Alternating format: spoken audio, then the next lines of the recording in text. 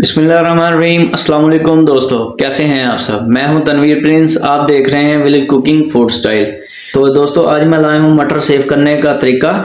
जो दानेदार ग्रीन मटर होते हैं तो उसको सेव कैसे कर सकते हैं, पूरा साल इस्तेमाल कैसे कर सकते हैं, कैसे इस्तेमाल करें पूरा साल रख के ताकि ख़राब ना हो। तो अगर अभी तक भाई के चैनल को लाइक सब्सक्राइब नहीं किया तो लाइक सब्सक्राइब कर लें, बेल आइकन का बटन दबा लें ताकि हर वीडियो आप तक पहुंचती रहे। उसके बाद इसको सेव कैसे करना है, इसको इस्तेमाल कैसे करना है, इसको कैसे रखना है, कहाँ पर रखना है, फ्रीज़र में रखेंगे, कहाँ पर रखेंगे, वो सब तरीके सब बातें मैं आपको आगे जाकर समझाता हूँ, बताता हूँ। उस तरीके से आपने सेव करने हैं ताकि हमारे जो मटर हैं वो ख़राब नहीं होंगे। तो चलें करते हैं वीडियो को स्टार्ट। मटर का जो सीज़न है वो आउट होने वाला है, तो मटर का सीज़न जब आउट हो जाएगा तो उसके बाद मटर जो हैं वो हमारे काफ़ी महंगे भी हो जाएंगे और उसके बाद अभी मटर जो हैं वो सस्ते हैं, तो इसलिए सेव कर लें। तो जो भाई बहनों को मटर बहुत ज़्यादा पसंद है तो वो इस तरीके से सेव करेंगे तो मटर अगले सीज़न तक ये इस्तेमाल कर सकते हैं। आप अभी से तैयार करके रख लें, रमज़ान में जो है वो आउट सीज़न भी हो जाएगा और मटर जो है वो महंगे भी हो जाएंगे, तो इसलिए अभी भी सस्ते हैं तो ख़रीद लें, मटर अच्छे से ख़रीद लें।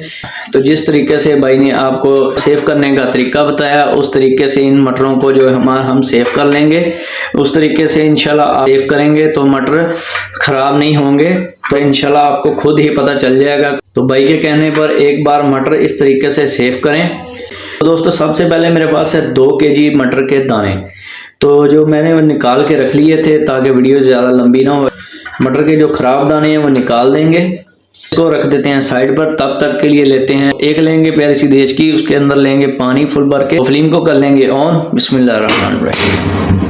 तो पानी को 5 से 7 मिनट के लिए पकाएंगे। तो पानी थोड़ा सा अच्छे से गर्म हो जाएगा तो उसके बाद पानी जो है वो अच्छे से गर्म हो चुका है, तो अब इसके अंदर ऐड कर देंगे 1 टेबल स्पून नमक।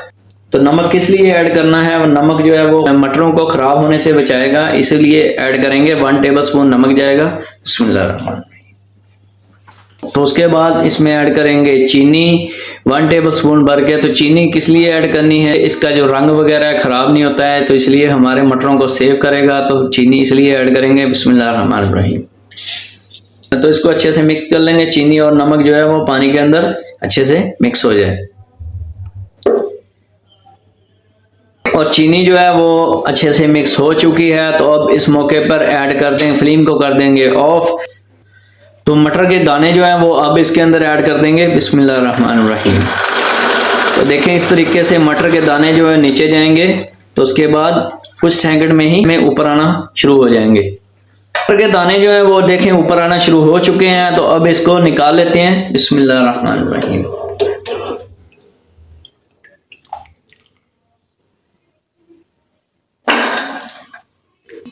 मटर जो है वो इस तरीके से निकाल लिए हैं, तो मटरों के दाने जो हैं वो अच्छे से ठंडे हो जाएंगे। उसके बाद इसको खुश्क करना है, तो जब ये पानी खुश्क हो जाए अच्छे से, ये 10 से 15 मिनट लगेंगे। तो मिलते हैं अभी 10 मिनट के बाद।